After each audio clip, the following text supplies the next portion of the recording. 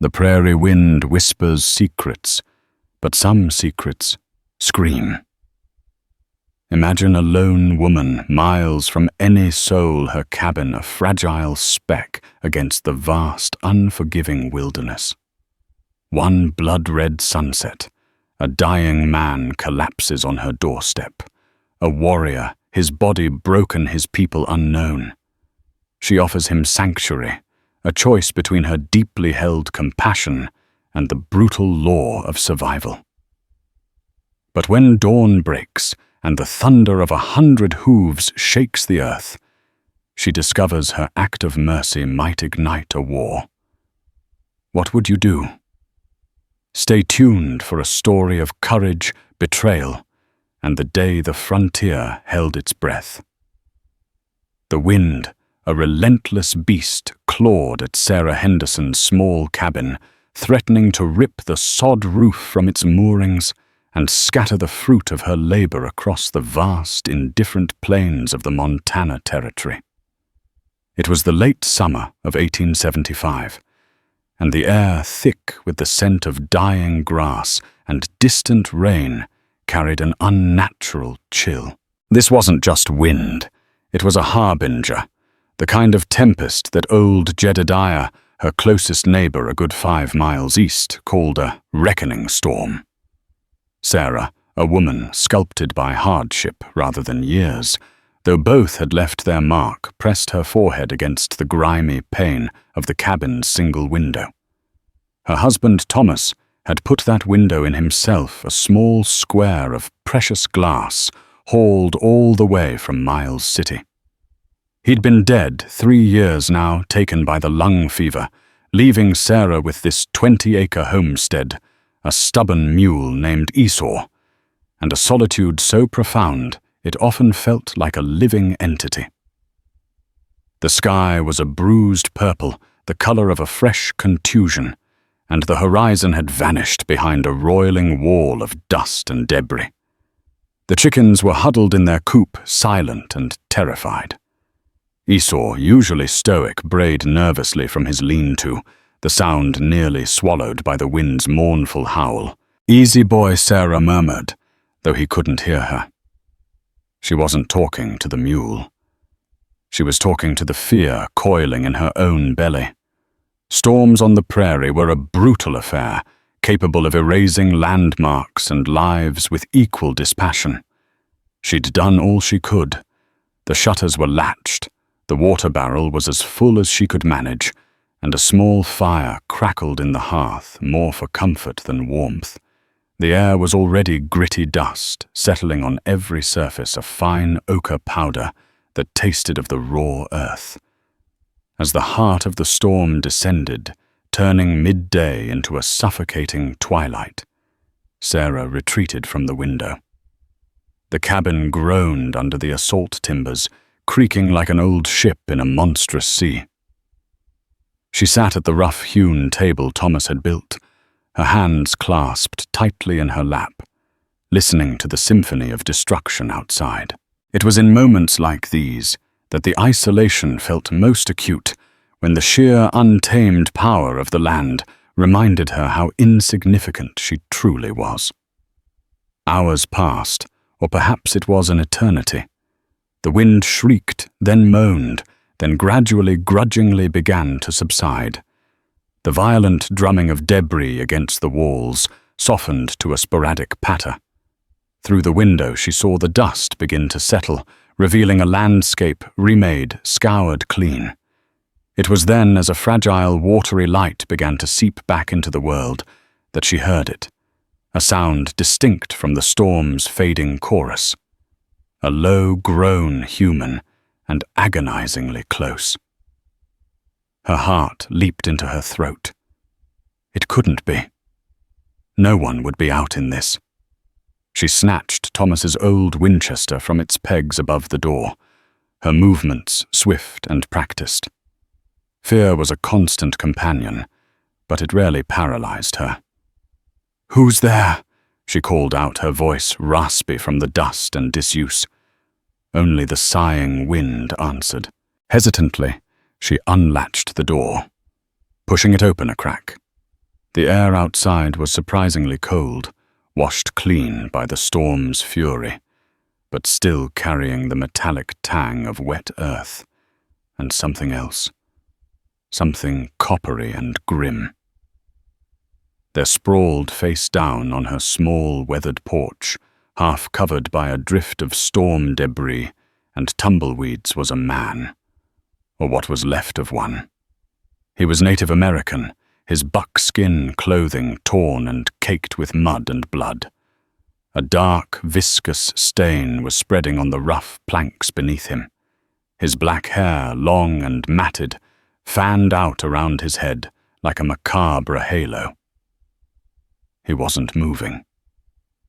Sarah's first instinct, born of countless terrifying tales, whispered around settlement campfires, was to slam the door to pretend he wasn't there. He was an Indian, and in this part of the territory, that word alone was often synonymous with danger. The Battle of the Little Bighorn was still a raw, festering wound in the memory of the white settlers. Though it was a year past, and tensions with the Lakota Cheyenne and other tribes were a constant simmering threat. The newspapers, when they reached this far out, were filled with stories of raids and reprisals. But then the man groaned again, a soft, breathy sound that seemed to plead for oblivion. His hand, lying palm up near his head, twitched. Sarah's gaze was drawn to that hand.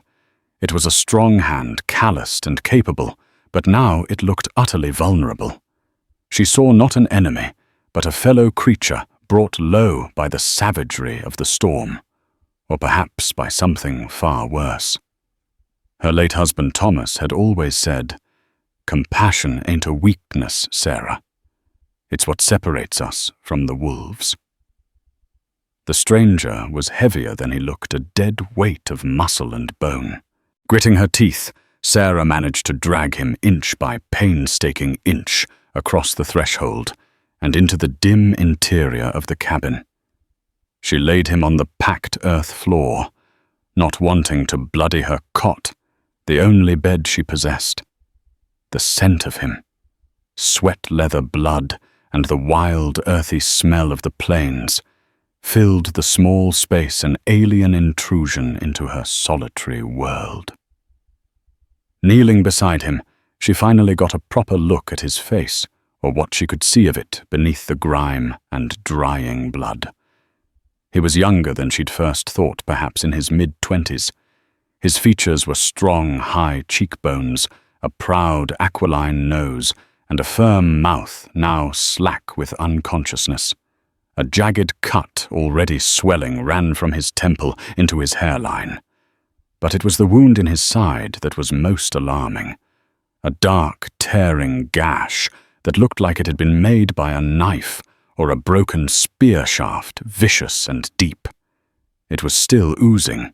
"Konsaranit," she muttered, her medical knowledge, rudimentary at best, gleaned from necessity and old wives' tales.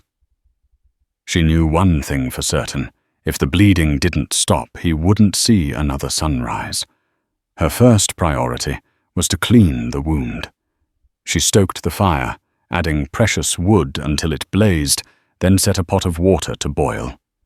While it heated, she tore strips from one of her old linen shifts. The fabric was soft and worn, the best she had for bandages. Touching him was strange. His skin, where it wasn't caked with mud, was smooth and cool.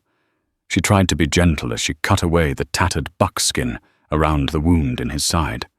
The gash was uglier up close, ragged and inflamed. He flinched even in his unconscious state as she began to bathe it with hot water and a harsh lye soap. "Hold still now," she murmured, more to steady her own nerves than for his benefit. "This is going to hurt you a sight more than it hurts me, I reckon." There were other injuries, bruises mottling his torso, a deep gash on his forearm that looked like a defensive wound, and scrapes covering his hands and knees as if he'd been dragged or had fallen hard. He was a warrior, no doubt about it. The lean, powerful build, the scars, old and new, that crisscrossed his skin all spoke of a life of conflict. As she worked, her mind raced. Who was he? What tribe, Lakota Cheyenne the Blackfoot, roamed these lands too? What had happened to him? Was he alone? The thought sent a fresh shiver of fear down her spine. If he had companions, they might come looking for him. And if they found him, here in her cabin, she forced the thought away, one crisis at a time. After cleaning the wound as best she could, she dusted it liberally with yarrow powder, an old remedy for stopping bleeding that her mother had taught her. Then she applied a thick poultice of comfrey and plantain leaves, hoping to draw out any infection, and bound it tightly with the linen strips.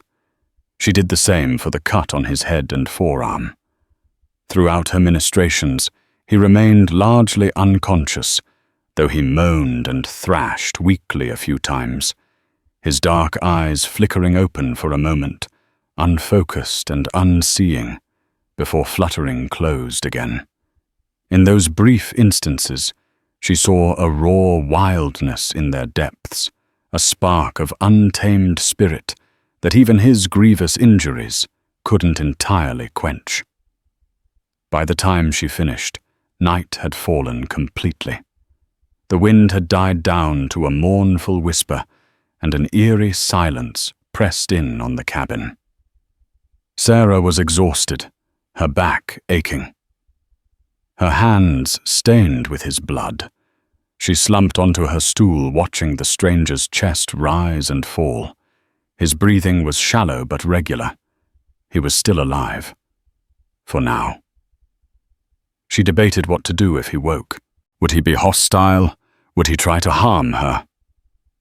The Winchester was still propped near the door within easy reach. She had to be prepared. But looking at his still form, at the vulnerability in the lines of his face, the fear was tempered by a reluctant empathy. He was just a man, far from his people hurt, and alone, just like she was in a way. Sleep was impossible. Every rustle of the straw in his makeshift bed, every sigh he uttered jerked her awake. She sat by the dying fire, a blanket wrapped around her shoulders, the rifle across her lap, and listened. The silence of the prairie night was usually a comfort, but tonight it felt charged, pregnant with unspoken threats. Sometime in the deep hours before dawn, he stirred. His eyes opened, and this time they focused on her. They were dark, intensely so, and filled with a mixture of pain, confusion, and suspicion.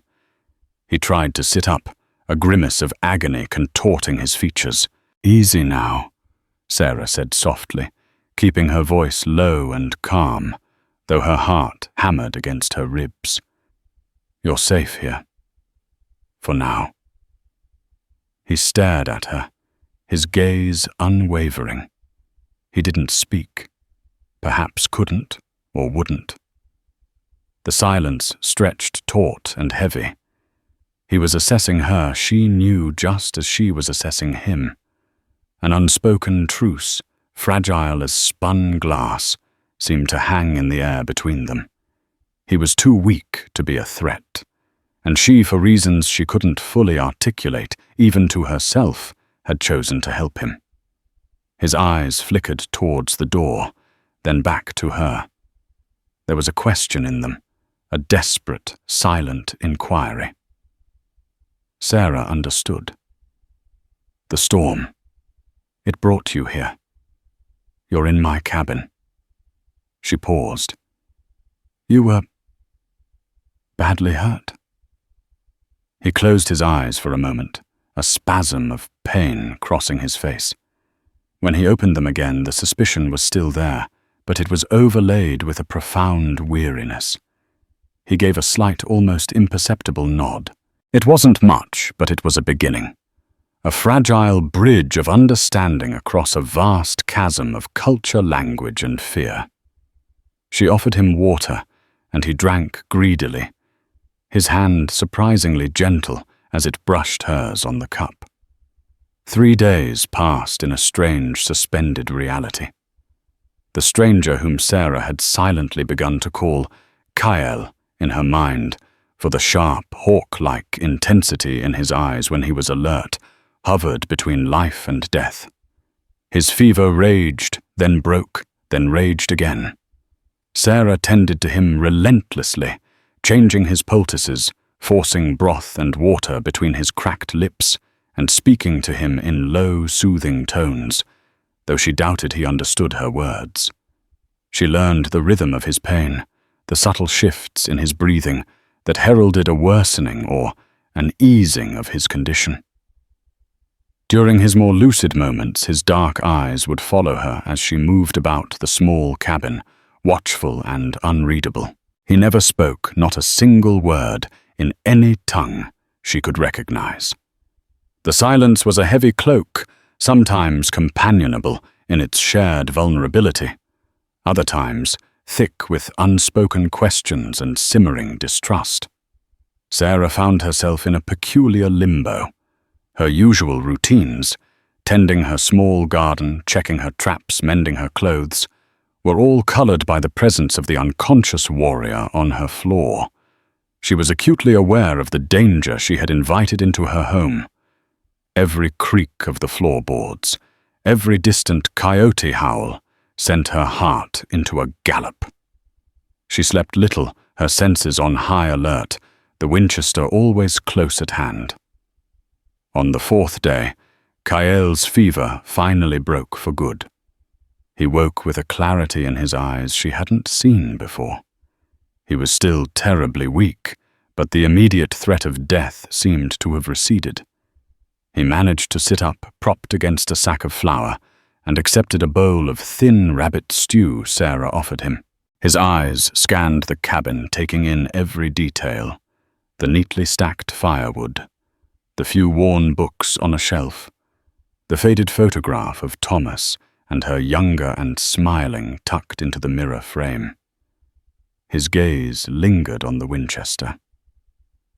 "Who are you?" he finally rasped, his voice hoarse, the words heavily accented but understandable English. Sarah, startled by the sudden speech, nearly dropped the wooden spoon she was cleaning. "My name is Sarah Henderson." He nodded slowly, his eyes never leaving hers. "Why?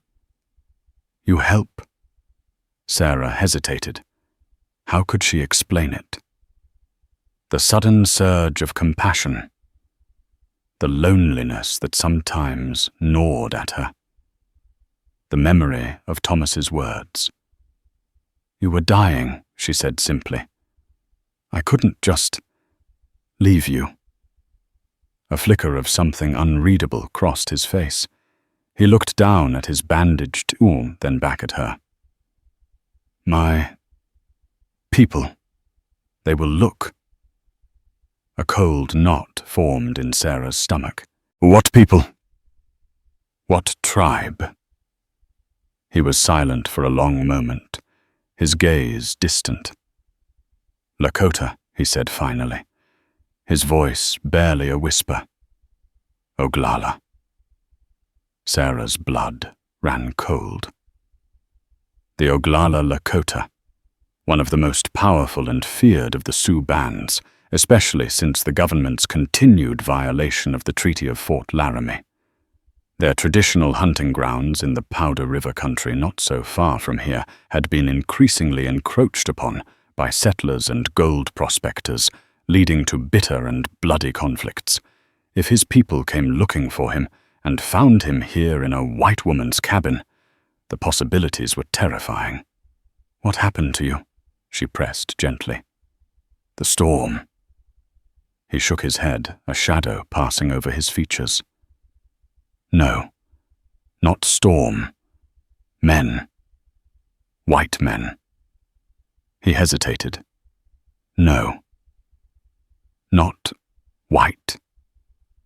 He touched his side. "Betrayal." Before Sarah could ask more, a familiar sound drifted from outside. The clatter of a wagon and the cheerful off-key whistling of a man. Jedediah. Panic seized her.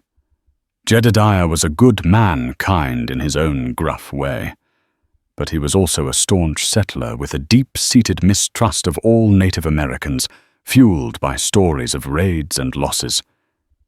If he found Kyle here— "You mustn't be seen," she hissed, her eyes wide with alarm.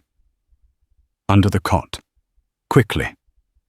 Kyle, understanding the urgency in her voice, moved with surprising speed for a man so recently at death's door.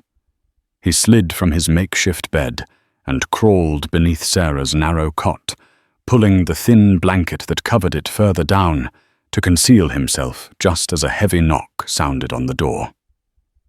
Sarah. "You in there, girl? Everything all right after that devil of a storm?" Jedediah's booming voice was a stark contrast to the hushed tension within the cabin. Sarah took a deep breath, smoothed her apron, and forced a smile. "Coming, Jedediah." She cast one quick, worried glance towards the cot, then opened the door. The old man stood there, his weathered face creased with concern. He was a veritable walking emporium of small goods, his wagon laden with everything from needles and thread to tobacco and beans, a lifeline for the scattered homesteaders in the region. "Saw your chimney smokin'," he said, peering past her into the cabin. "Figured I'd check. That was a right blow. Lost a few shingles myself. Heard tell young Miller's barn near collapsed over by the Cottonwood Creek. We weathered it. Jedediah. Thank the Lord." Sarah replied, trying to keep her voice even. "Come in. Have some coffee. It's still warm." She deliberately stood to block his full view of the cabin's interior. "Don't mind if I do." He lumbered in his eyes, sharp despite his age, flicking around the small space. "Quiet in here, more than usual." "Just me and my thoughts," Sarah said lightly, pouring him a cup of the chicory-laced brew. As they talked, Jedediah shared the news from the wider world, or at least their small corner of it. He spoke of rumors of gold strikes further west, of new settlers arriving, and then his voice dropping of Indian troubles. "There's word from Fort Ellis," he said, leaning closer. "A war party of Oglala Lakota, led by that firebrand Tashunka Sapa, Black Stag they call him, is on the move. Seems one of their own went missing a few days back, a young warrior, supposedly carrying some important message. They're saying he was last seen heading this way towards the Wolf Mountains." Sarah's hand tightened around her cup. The Wolf Mountains were visible from her cabin on a clear day, a distant hazy blue line to the south. Jedediah continued oblivious to her inner turmoil. "They're stirred up like a hornet's nest. Think he was either killed by rival Crow scouts or— well, some are saying he might have been trying to defect. Can you imagine carrying secrets? Black Stags sworn to find him or whoever's got him, offering a reward for information, they say. But I'd stay clear. Dealing with that bunch is like playing with wildfire." Sarah felt the blood drain from her face. A young Oglala warrior, missing, carrying a message. Betrayal. Kael's whispered words echoed in her ears. It couldn't be a coincidence. The description they're giving Jedediah went on sipping his coffee, tall new scar on his head, another on his arm. Sound like anyone you might have seen, Sarah. She forced a shake of her head, hoping her expression looked natural. "No one like that around here, Jedediah. Just me and the wind." The old man grunted. "Best keep it that way. If they do come through here, you bolt that door and pray they pass by. No good comes from getting mixed up in their affairs."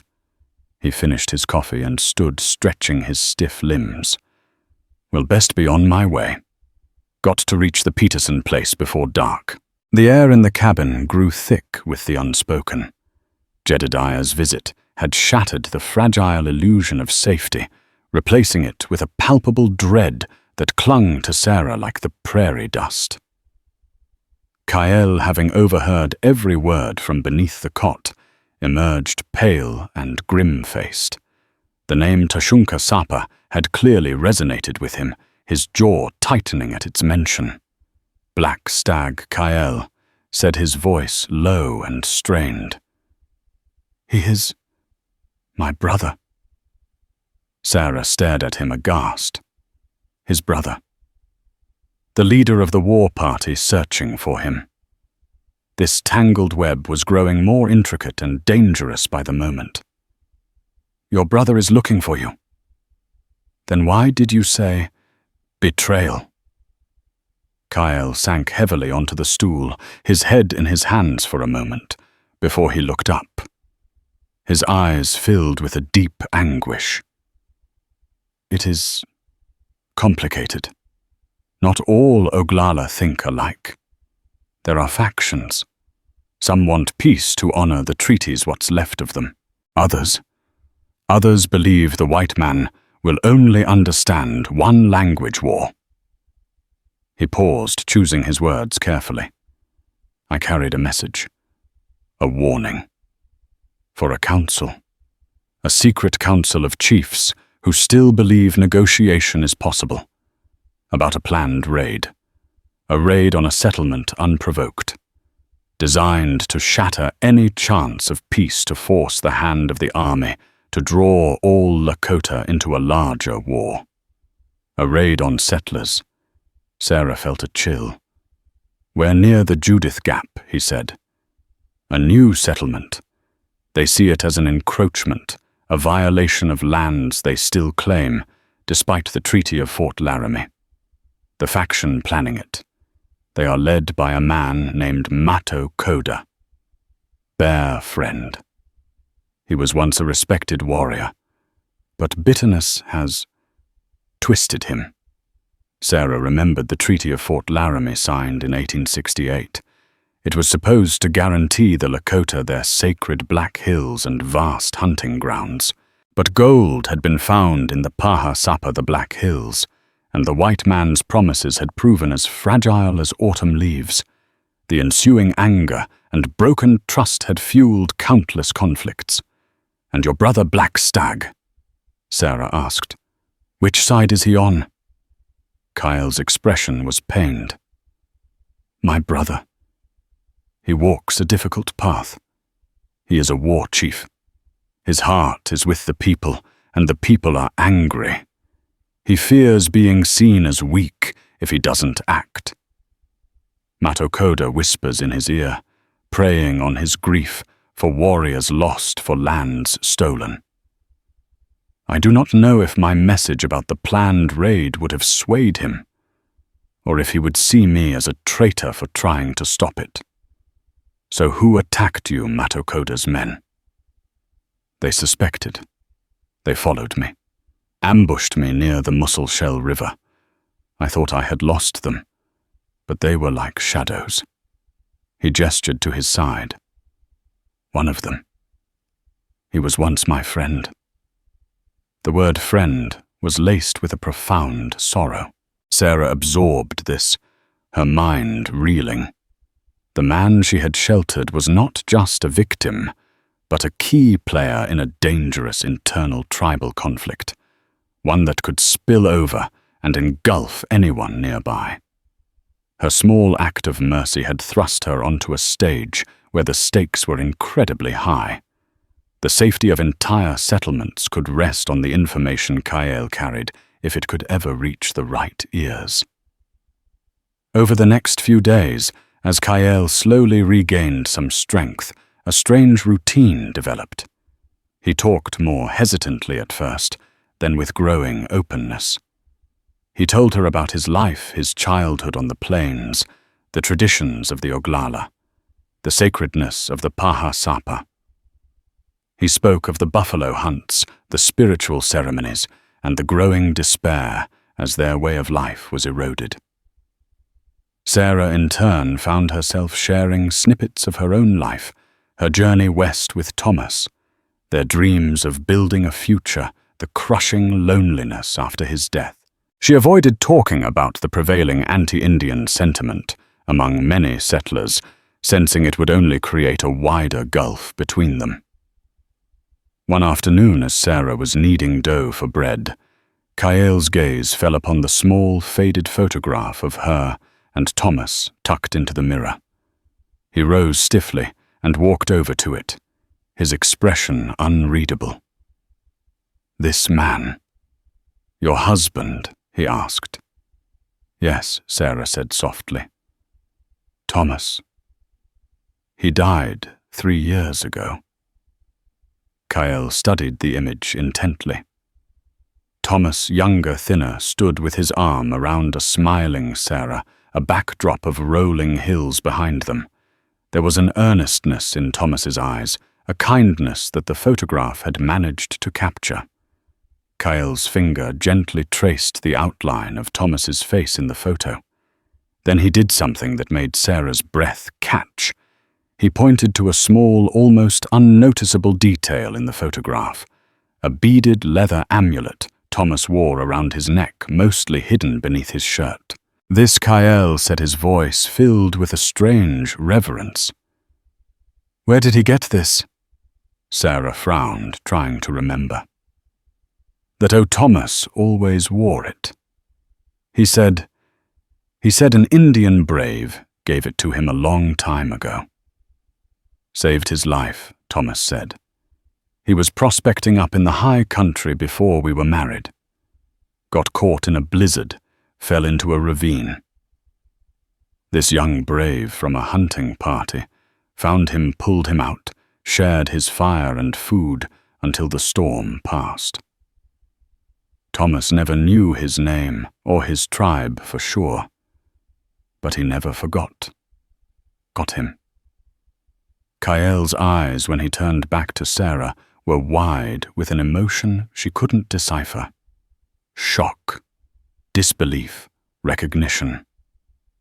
"The amulet," Khael said, his voice thick. "It has a pattern, a symbol of my grandfather's vision.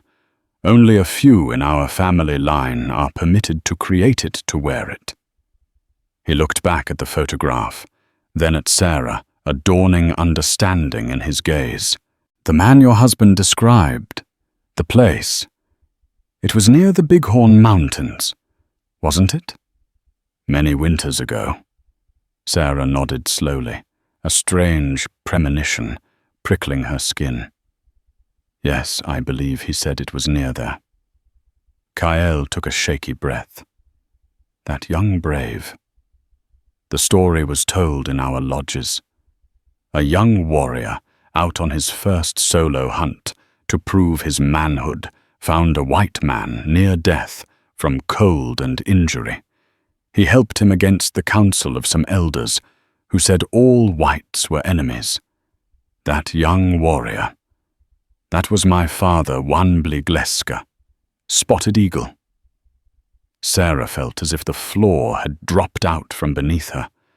Her Thomas, saved by the father of the man now lying wounded in her cabin. The intricately beaded amulet, a token Thomas had cherished, was a direct link to Khael's own family, a symbol of a past act of kindness that now seemed to echo across the years, binding their fates together in an unimaginable way.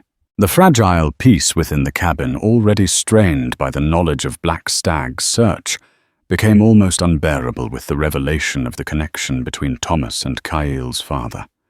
It was a bond forged in a past act of compassion, a debt of honor that now hung unspoken in the air, complicating everything. Khael, visibly moved, seemed to view Sarah with a new, deeper respect, yet the shadow of his predicament only darkened. He was stronger now. He could walk the length of the cabin without too much pain, his wounds slowly healing under Sarah's diligent care. He'd begun to chafe at the confinement, his spirit accustomed to the open plains, yearning for freedom. But freedom was a dangerous proposition. "I must leave," he said one evening, as Sarah was mending a tear in his buckskin shirt, using an awl and sinew she'd found in a small pouch he carried. "Soon. Before they find me here. I bring danger to your door, Sarah Henderson. You have shown me kindness. I did not expect a kindness my father would have honored. I will not repay it by bringing my war to you." "And where will you go?" Kael Sara asked, her voice betraying her worry. "You're still not fully healed. Matokoda's men could be anywhere. And your brother. I must try to reach the council. The one my message was for." He insisted, his dark eyes burning with a renewed sense of purpose. "If I can tell them what I know, perhaps this senseless raid can be stopped. Perhaps some peace can still be won." He looked at her, a hint of desperation in his gaze. "There are good men among my people. Sarah men who tire of the endless cycle of bloodshed, just as there are among yours. But their voices are being drowned out by the drums of war." Then, as suddenly as he had appeared, the rider wheeled his pony around and vanished over the crest of the ridge. Silence descended again, but it was a different kind of silence now.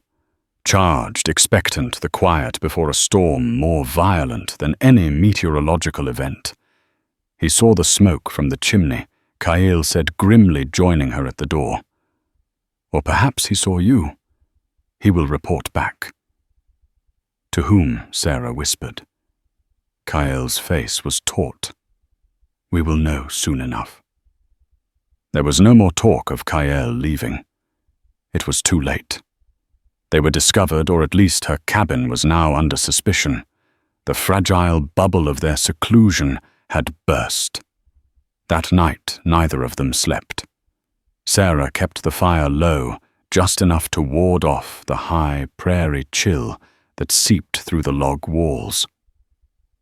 Kael sat with his back against the wall, his father's amulet, which Sarah had returned to him after recognizing its significance, clutched in his hand. He had a knife salvaged from his own gear tucked into his belt. Sarah kept the Winchester loaded and close. They spoke little the unspoken, hanging heavy between them. Kael seemed torn. His loyalty to his people, his duty as he saw it, pulled him one way. His gratitude to Sarah and the undeniable bond that had formed between them pulled him another. He knew his presence endangered her, yet leaving now with a scout having spotted the cabin might only draw more attention to her plight. Sarah, too, was wrestling with her own conflict. Her instinct for self-preservation screamed at her to give him up to save herself from the wrath that was surely coming. The settlers, if they found out, would brand her a traitor, an Indian lover. The Lakota, depending on which faction found them, might kill her regardless of her role in Kael's survival. Yet how could she? How could she betray the man whose father had saved her own husband? How could she turn her back on the man whose life she had painstakingly pulled back from the brink? The man who now carried not just his own fate, but potentially the fate of many others in his hands. The thought of Matokoda's planned massacre. The innocent lives that might be lost weighed heavily on her. As the first pale, ghostly light of dawn began to creep over the eastern horizon, painting the sky in shades of grey and blood orange, Kael rose. He walked to the small window and looked out towards the ridge where the scout had appeared. "They will come with the sun," he said, his voice flat, devoid of emotion. Sarah joined him, her own heart heavy with foreboding. The prairie was still deceptively peaceful. A lone hawk circled high overhead, a dark speck against the brightening sky. "What will you do?" she asked, her voice barely a whisper. Kael turned to face her, his dark eyes meeting hers. There was a deep sadness in them, but also a steely resolve. I will meet them. I will tell them the truth. What happens after that is in the hands of Wakan Tanka. He paused, then reached out his calloused fingers, gently touching her cheek.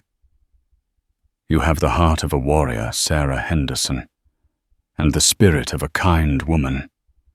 My father would have called you friend. Tears welled in Sarah's eyes, but she blinked them back. Now was not the time for weeping. The sound grew from a subtle vibration in the floorboards to a deep, resonant drumming that seemed to pulse in Sarah's very bones. It was the sound of horses, many horses moving at speed. Kael stood by the window, his posture rigid, his gaze fixed on the eastern horizon, where the sun was now a fiery sliver, promising a day of reckoning. They are here, he stated, his voice calm, but Sarah could see the tension in the set of his jaw, the way his hand rested on the hilt of his knife. Sarah's breath hitched.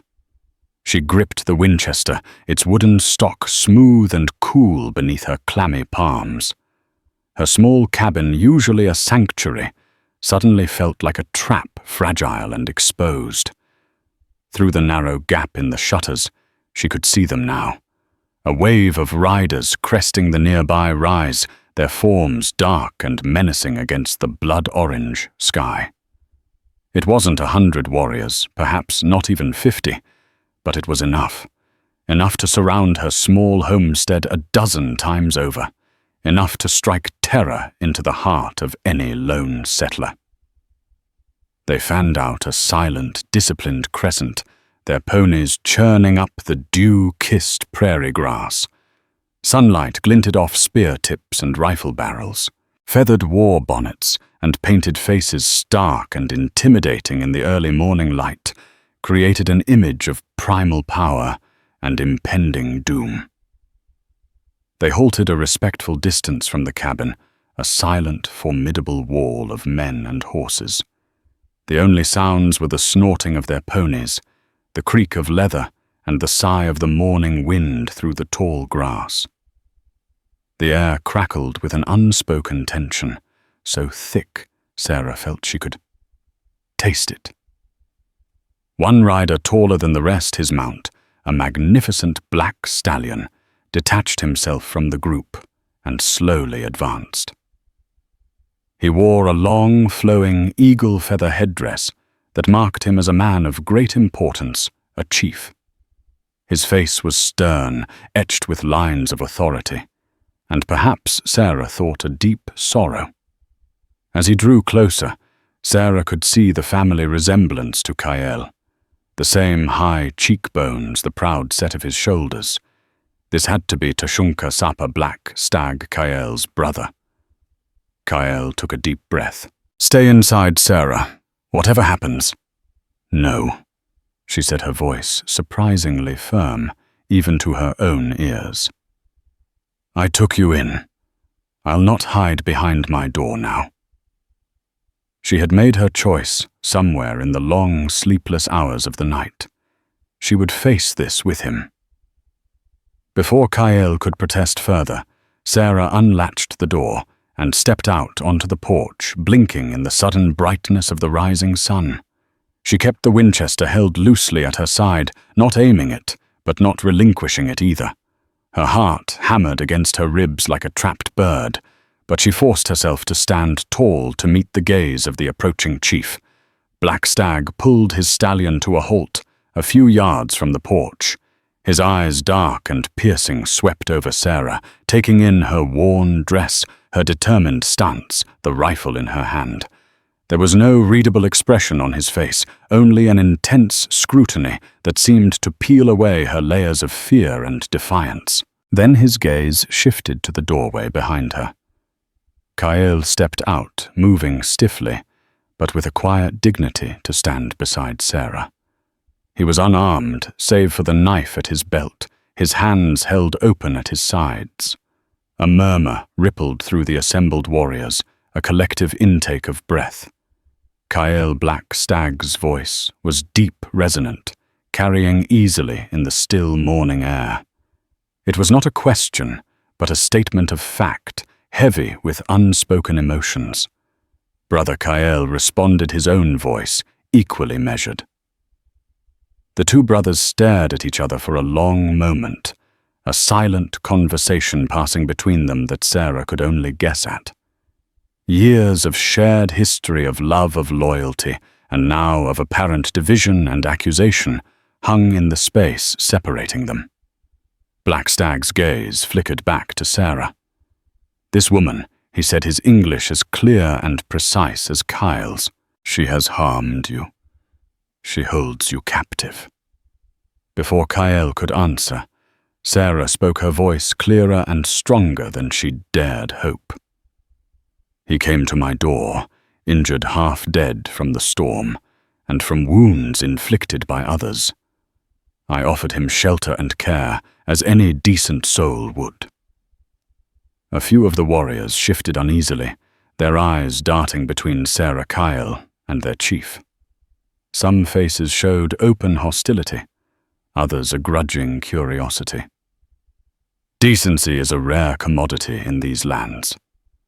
White woman, Black Stag, said, his tone edged with cynicism. Especially between your people and mine. Kindness shouldn't depend on the color of a man's skin or the tongue he speaks. Sarah retorted, her chin held high. She was afraid, more afraid than she had ever been in her life, but a strange sense of calm had settled over her. She had spoken her truth. Black Stag's eyes narrowed slightly. He looked back at Kyle. Matokoda's scouts reported you were seen heading this way, alone, wounded. They said you turned against your own, that you carried treason in your heart.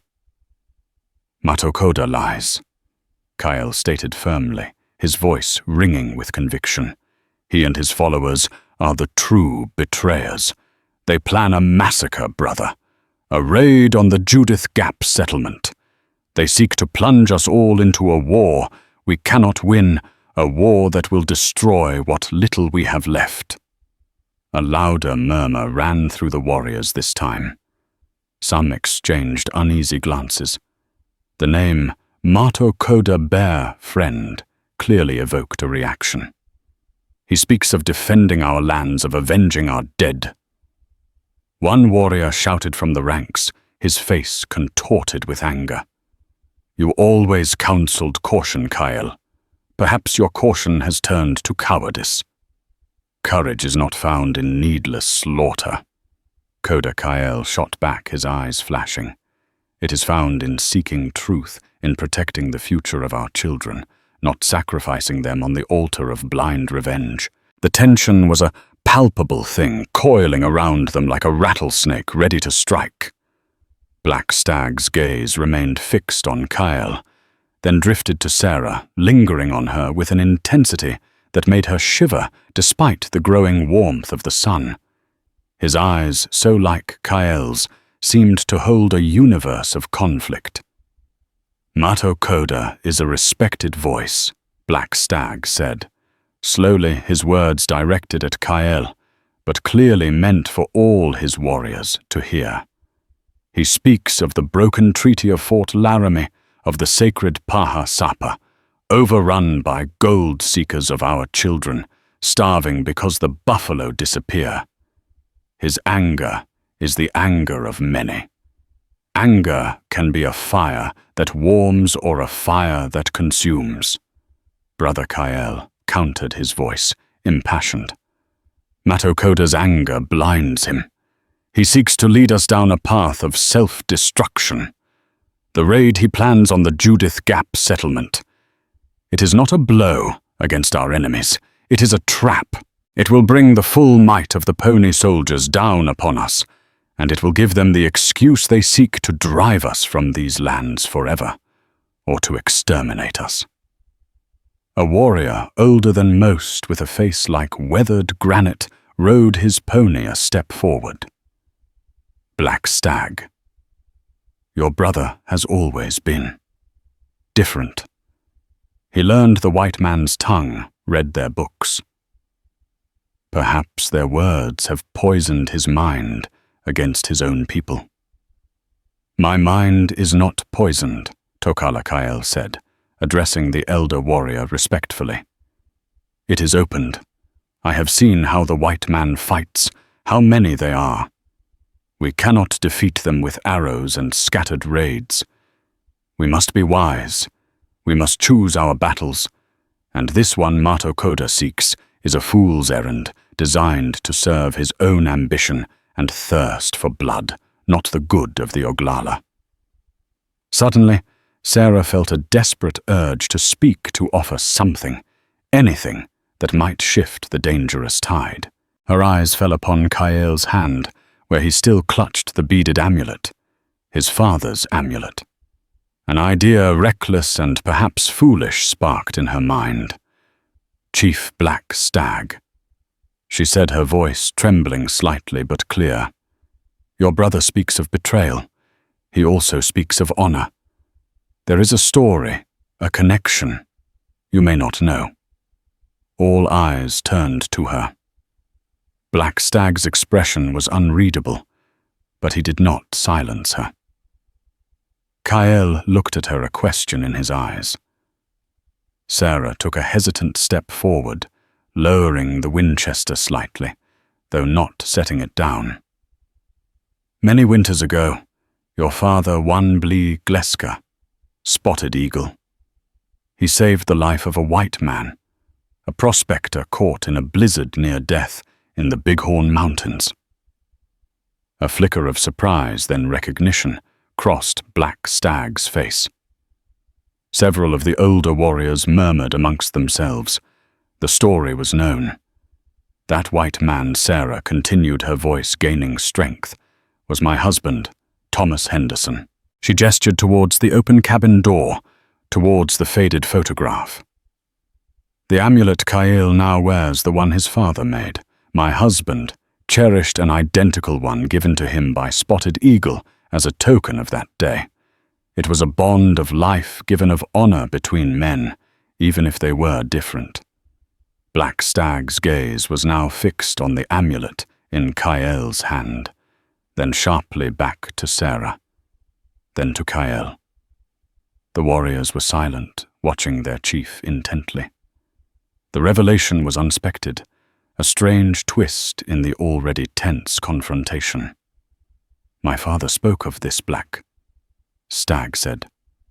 Slowly, his voice softer now, tinged with a different emotion. He said the white man he saved had honest eyes. He wondered if all white men were truly as the soldiers portrayed them. He looked at Kael. You knew of this connection when you sought shelter here. Not at first, Kael admitted. Only when Sarah showed me his photograph and I saw the amulet he wore. It was a sign, perhaps, from Wakan Tanka. It was at that moment that the first major twist began to unravel, not from Kael or Sarah, but from an unexpected quarter. A younger warrior who had been silent at the edge of the group suddenly urged his pony forward, his face alight with a strange agitation. Black Stag, Matokoda Little Bear, wishes to speak. He was with Matokoda's scouting party. He saw what happened to Kael. All eyes swiveled to this new arrival, a youth no older than 16, his face a mask of fear and indecision. He pushed his way through the warriors, dismounting unsteadily before Black Stag. Speak, Little Bear. Black Stag commanded, his voice regaining its stern edge. What do you know of this? The young warrior. Matokoda trembled, avoiding Kael's gaze. Chief Black Stag, Kael speaks the truth about the planned raid on the Judith Gap. I heard Matokoda planning it with his inner circle. They said it would be a great victory, that it would draw you and other chiefs into a war, that could not be refused. A wave of shock rippled through the assembled warriors. This was testimony from one of their own, one who had been with the faction now being accused. And Kael's wounding black stag pressed his eyes like chips of obsidian. Did Matokoda's men attack him? Little Bear, though clearly terrified, met his chief's gaze. I saw it, Black Stag.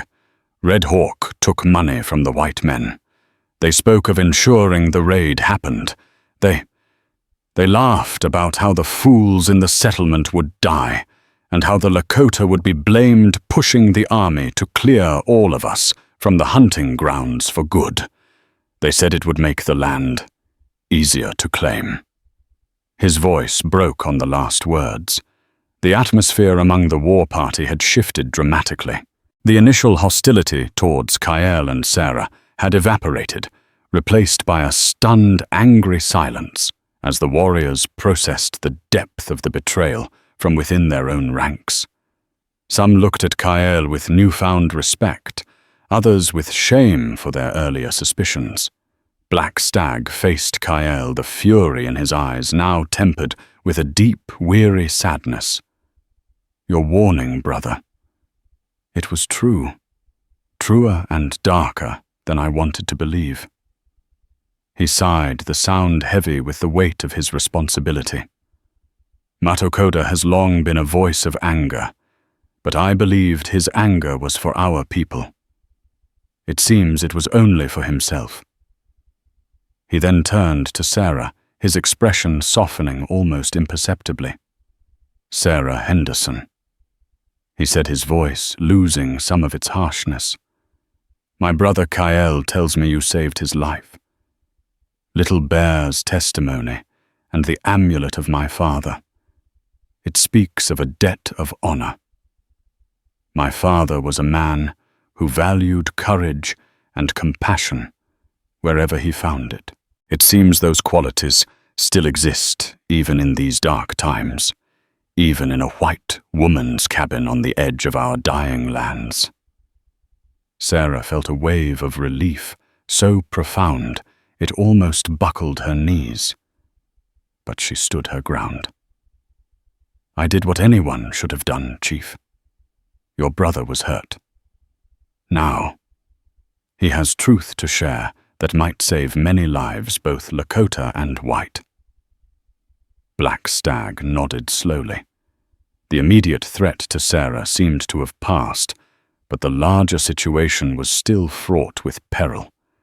He now faced a terrible choice. He had come to find a brother accused of treason.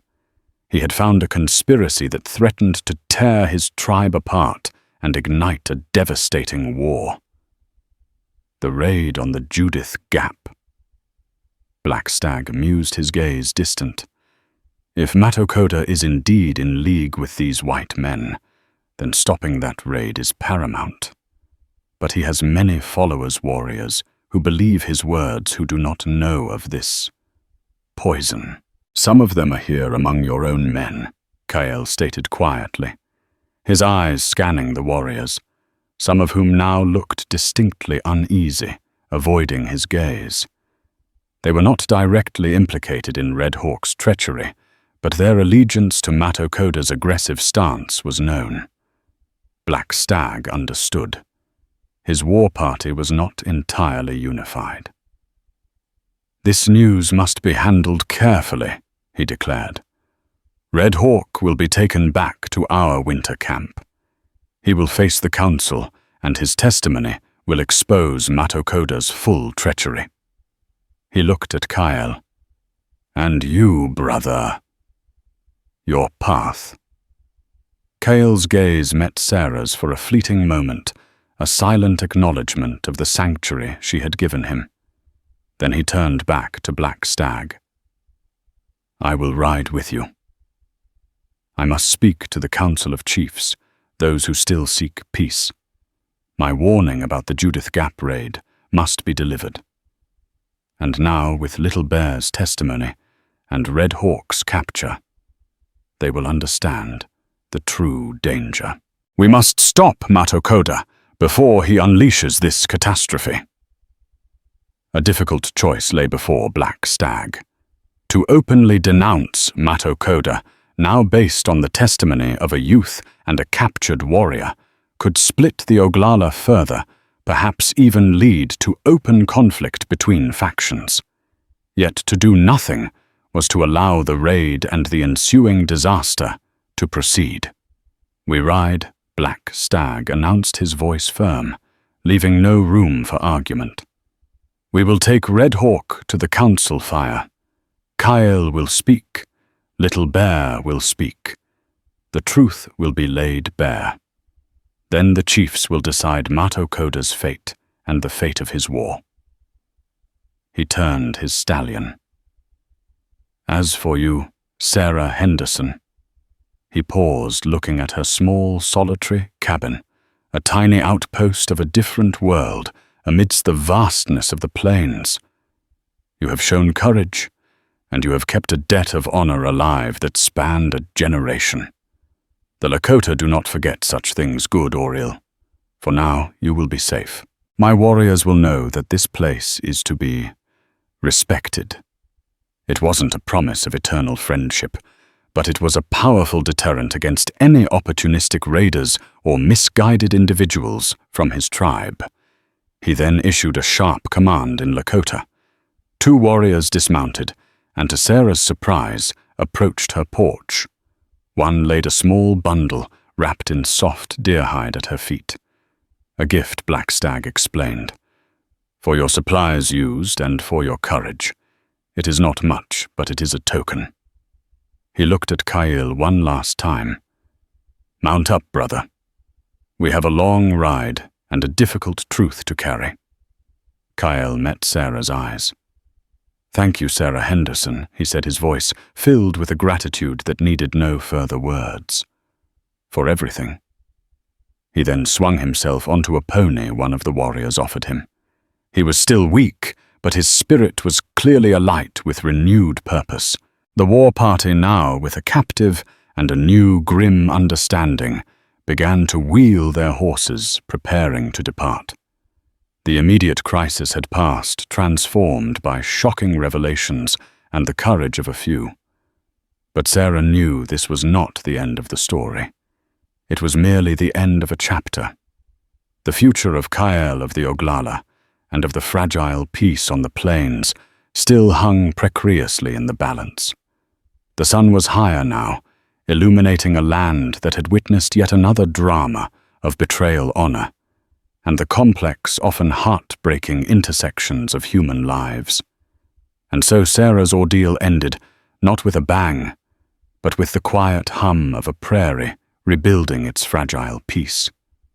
Kyle's courage, Little Bear's bravery, and Black Stag's wisdom averted a massacre, proving that even in the heart of conflict, understanding can find a flicker of light. Sarah Henderson, the lone woman who chose compassion over fear, became an unspoken part of their history, a testament to the fact that one person's actions can change the course of events. What do you think of Sarah's choices? What would you have done in her place? Let us know in the comments below. If this tale of courage, betrayal, and unexpected alliances in the Wild West gripped you, please give this video a like. It really helps our channel grow. Share it with fellow history buffs and drama lovers, and most importantly, hit that subscribe button and the notification bell so you don't miss our next journey into the untold stories of the past. Thanks for watching.